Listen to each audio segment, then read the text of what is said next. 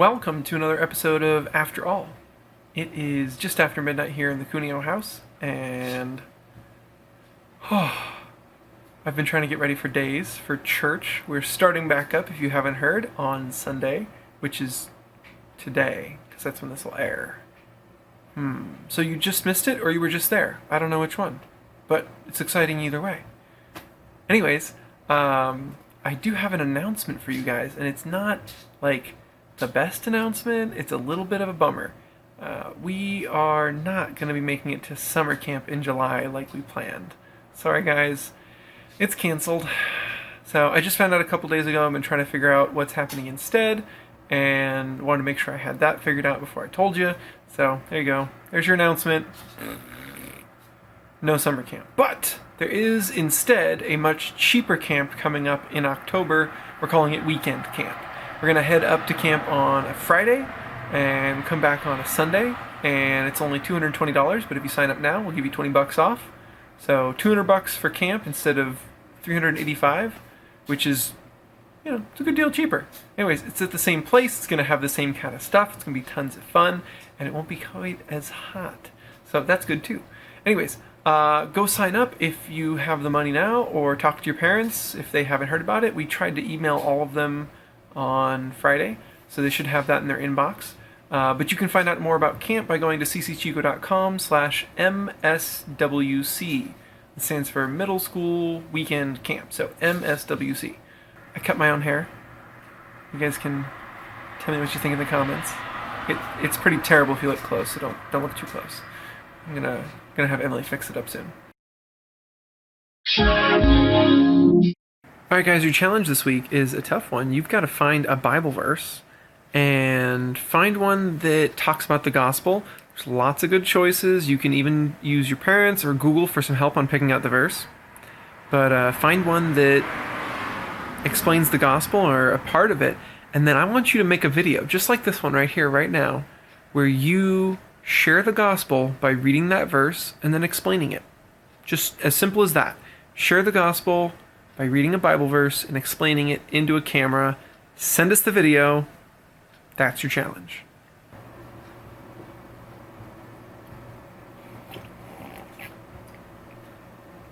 I think I'm just stalling. We're looking today at Genesis chapter 38, and I gotta say, not my favorite chapter. Total warning. There's some pretty grossness in it. Anyways, we're going to study it. There's some important stuff to learn from it, but not a fun chapter, so get ready. Genesis chapter 38. About that time, Judah left his brothers in the hill country and went to live near his friend Hira in the town of Adullam. While there, he met the daughter of Shua, a Canaanite man. Judah married her, and they had 3 sons. He named the first one she named the next one Onan, and the third one was born when Judah was in Chezib, and she named him Shelah. First things first, Judah leaves the family behind to go get married to a Canaanite woman. And if you remember anything so far about Genesis, you probably remember you're not supposed to have a Canaanite wife. At least not if you're in this family. Like, that's actually against the rules, because God wanted them to be a separate a people who were not like the Canaanites. And God knew if you marry a Canaanite, then half the family's Canaanites. That's not going to be different than Canaanites. That's just 50% Canaanite. So he goes away from the family to break the rules, which is not a good sign. And then he has 3 kids with her. And again, he hasn't moved back home, so he's still away from the family. And then things slide downhill from here. Later, Judah chose Tamar as a wife for his oldest son. Now, Tamar is another Canaanite woman. But was very evil, and the Lord took his life. So Judah told Onan, "It's your duty to marry Tamar and have a child for your brother." Now, that sounds really weird if you stop to think about it, but back then, that was actually normal. It was so normal that when Moses wrote the book of Deuteronomy years later, that it actually became part of the law of Israel. That if a man who was married died before he had kids, that the nearest of kin, starting with brothers and keep on going up the ladder till you find someone who's unmarried, would get to marry the widow so that she could have a child. Now, that seems incredibly strange, especially if you're not comfortable with the whole idea of an arranged marriage. A unarranged, accidental, suddenly forced marriage sounds worse. I kind of agree. But in their culture, there were other problems for the women beyond this that were much, much worse. If you were childless and husbandless, you were effectively destitute. There really wasn't a lot of money-making opportunities for single women back then. So if you weren't attached to a family somehow, that was it. You were done. So the idea was that by marrying her as the brother, you would be taking her into your home, you'd be looking out for her, you'd be caring for her, and then by having a kid, she would have someone to help her as they grew older.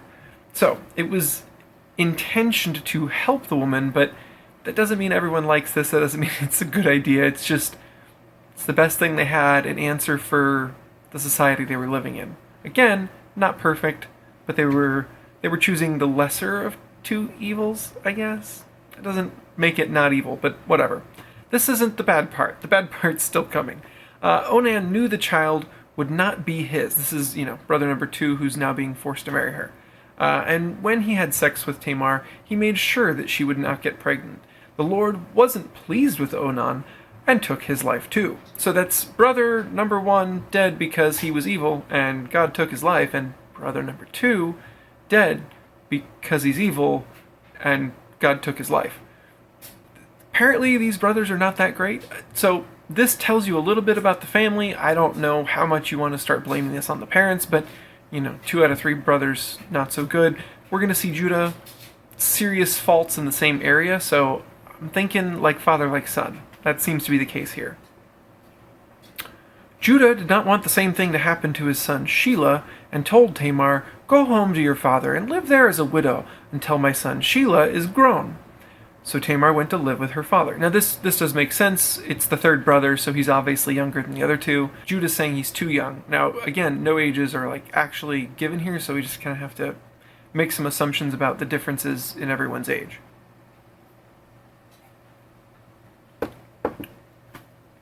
Drinking peppermint tea tonight, by the way. Very nice. Verse 12. Some years later, Judah's wife died, and he mourned for her. He then went with his friend Hira to the town of Timnah, where his sheep were being sheared. Tamar found out that her father-in-law Judah was going to Timnah to shear his sheep. She also realized that Shelah was now a grown man, but she had not been allowed to marry him. So she decided to dress in something other than her widow's clothes, and to cover her face with a veil. After this, she sat outside the town of Enaim on the road to Timnah. When Judah came along, he did not recognize her because of the veil. He thought she was a prostitute, and asked her to sleep with him. She asked, "What will you give me if I do?" "One of my young goats," he answered. "What will you give me to keep until you send the goat?" She asked. "What do you want?" he asked in return. "The ring on that cord around your neck," was her reply. "I also want the special walking stick you have with you." He gave them to her, they slept together, and she became pregnant. Master plan of Tamar here. Basically, bad things were done to her, and her response was to do bad things. That's fairly human. That's what most of us do. Most of us don't have things as bad done to us as what happened to Tamar, but you can kind of see where she gets this from. She's really severely hurt in a specific way, and that's effectively where her sin happens, is in that same area. So, I'm not saying what she did was right. I'm not saying what she did wasn't deserved, that Judah didn't earn this, but yeah, all of it was wrong. All of it was bad. She is rather clever, though. You don't have to be good to be clever. You can just be clever. She's clever. She plays her role. She plays the part quite well and asks for things that wouldn't be suspicious. They wouldn't be out of the ordinary. But you see, what she gets is exactly what she needs and what she wants. She's going to get pregnant, which is what she wanted. She wanted to have kids. And she needs something to keep her from getting punished from sleeping with someone she's not married to. How does she do that? Well, she gets the only thing that would keep her punisher, because her father-in-law is actually the one who should be deciding her fate, in charge, telling her what to do at this point, according to their society, according to their customs. She gets his signet ring and his walking stick, two identifiers. They didn't have driver's licenses back then. So she gets these things that can identify him, and now she has the evidence needed to prove that the man she cheated with is the man who will one day judge her. Very clever. So she gets all that, and then she goes on her way. Verse 19, after returning home, Tamar took off the veil and dressed in her widow's clothes again. Judah asked his friend Hira to take a goat to the woman so he could get back the ring and the walking stick. But she wasn't there. Hira asked the people of Enaim, where is the prostitute who sat along the road outside your town? There's never been one here, they answered. That's got to be pretty embarrassing for Hira. Verse 22, Hira went back and told Judah, I couldn't find the woman, and the people of Enaim said no prostitute had ever been there. If you couldn't find her, well, just let her keep the things I gave her, Judah answered, and we'd better forget about the goat or else we'll look like fools. About 3 months later, someone told Judah, your daughter-in-law Tamar has behaved like a prostitute, and now she's pregnant. Drag her out of town and burn her to death, Judah shouted. Seems a little bit of an overreaction. As Tamar was being dragged off, she sent someone to tell her father-in-law, you gotta love, like, the steel of a person who can be in the process of getting dragged off to be killed and manages to, like, turn the last switch on their master plan while it's happening. It's pretty impressive. The man who gave me this ring, this cord, and this walking stick is the man who got me pregnant. Those are mine, Judah admitted. She's a better person than I am, because I broke my promise to let her marry my son Shelah. After this, Judah never slept with her again. Tamar later gave birth to twins, but before either of them was born, one of them stuck a hand out of her womb. The woman who was helping tied a red thread around the baby's hand and explained, this one came out first. At once his hand went back in, and the other child was born first. The woman then said, what an opening you've made for yourself. So they named the baby Perez, which is a word that kind of sounds like opening or a breakout, like when you get out of prison or knock down a wall or something like that. When the brother with the red thread was born, they named him Zerah. There's a couple things to think about in this chapter. Like always, it's good to ask yourself the question, why does God stick this in the Bible? What is this here for? Why am I even reading this? Simple answer is actually that Perez, the baby who, like, apparently yanks his brother back in and decides to get born first, he's actually in Jesus' lineage. So if you go down the family tree from, like, Adam to Noah to Abraham, before you get to David, right in between Abraham and David is Perez. He's in the family tree. So you can actually read about him in the New Testament. When you look at Jesus' family tree, they give, like, the whole account of everybody from Adam down. Perez is on the list. So there you go. There's at least one reason why this is in here, but there's more to it than that.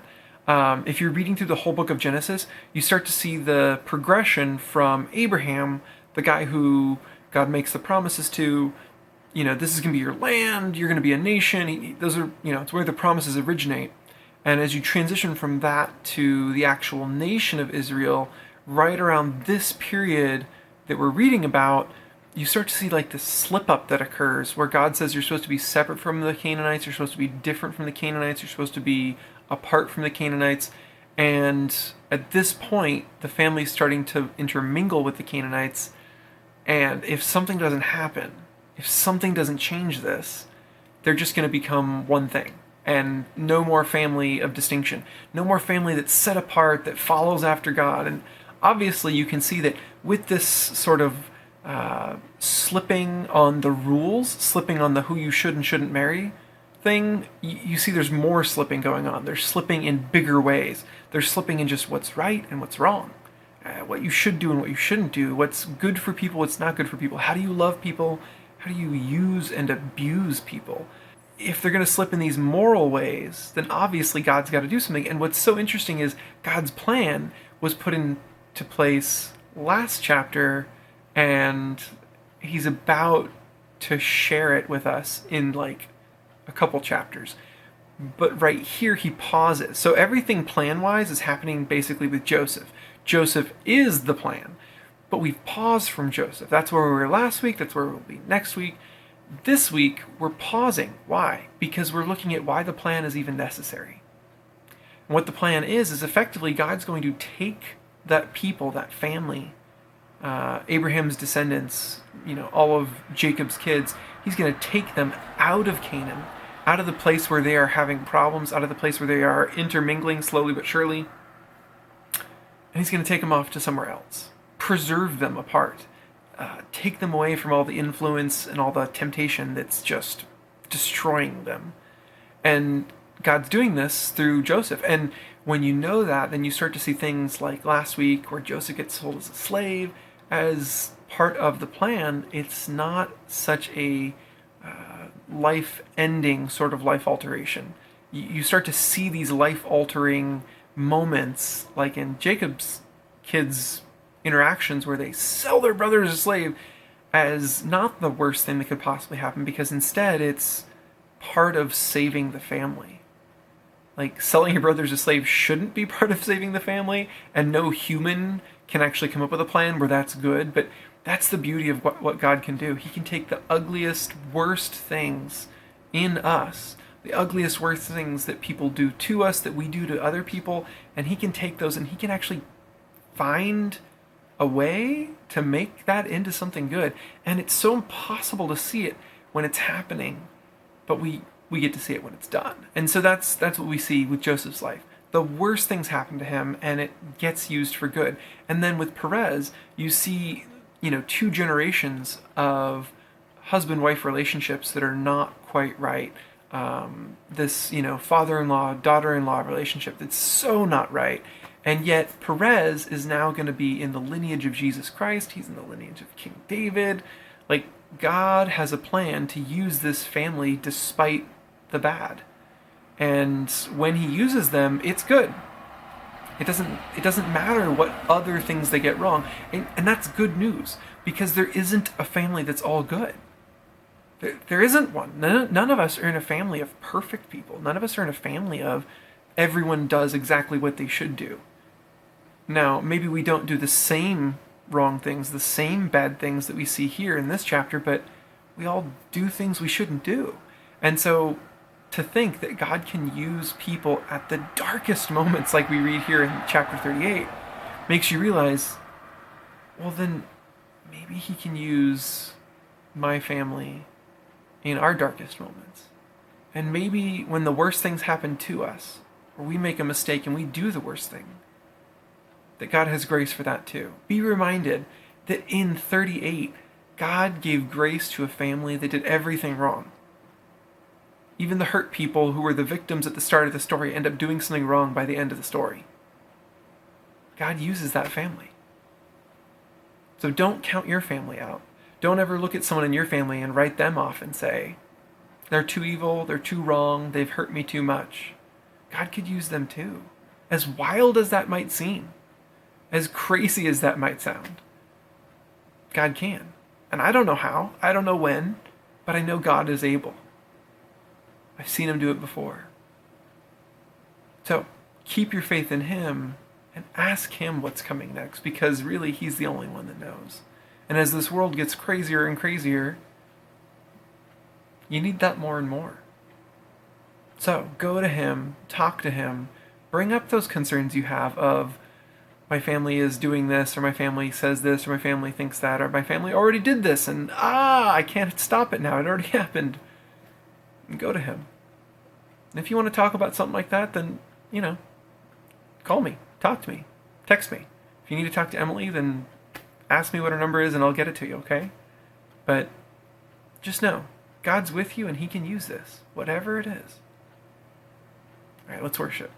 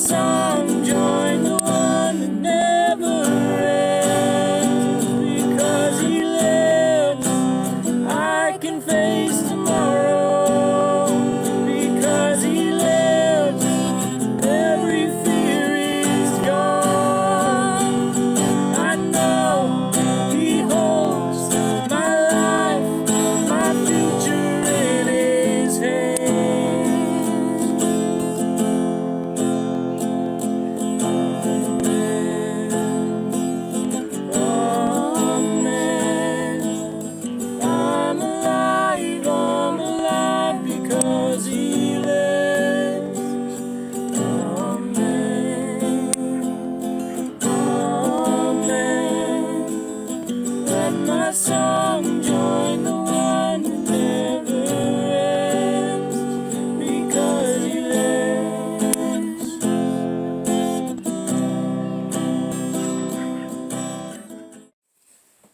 As the deer panteth for the water, so my soul longeth after thee. You alone are my heart's desire, and I long to worship thee. You alone are my strength, my shield. To you alone may my spirit yield. You alone are my heart's desire, and I long to worship thee.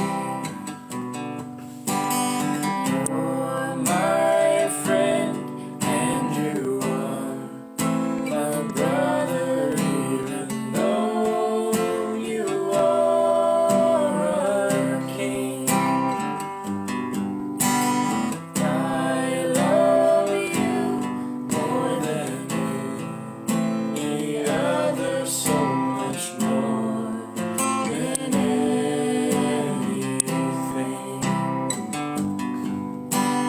You alone are my strength, my shield. To you alone may my spirit yield. You alone are my heart's desire, and I long to worship thee. I love you more than gold or silver, only you can satisfy.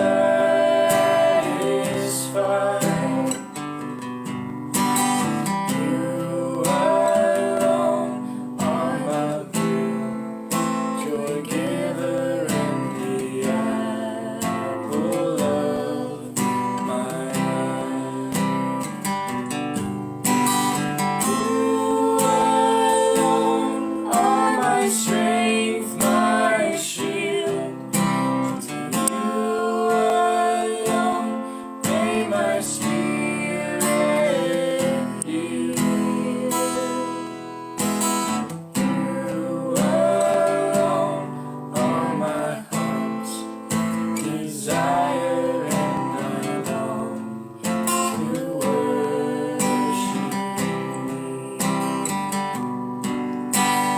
You alone are my strength, my shield. To you alone may my spirit yield. You alone are my heart's desire, and I long to worship thee. You alone are my heart's desire, and I long to worship thee. Got a hold of the Savior's hand, and I'll never let it go. He's taking me to the promised land, and I'll never let it go. I've got a hope, Savior's hand, and I'll never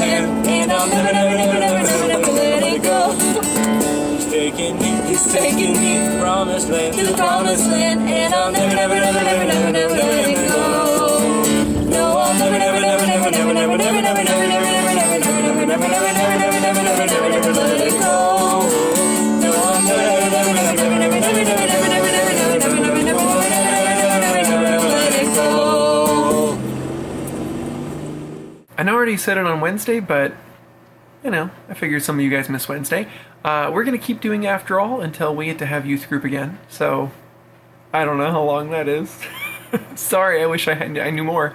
At some point, the CDC will say stuff, and the state of California will say stuff, and then the county will say stuff, and then our church will say stuff, and eventually you'll find out that we can have youth group again. But for right now, we can't, so we're going to keep doing this.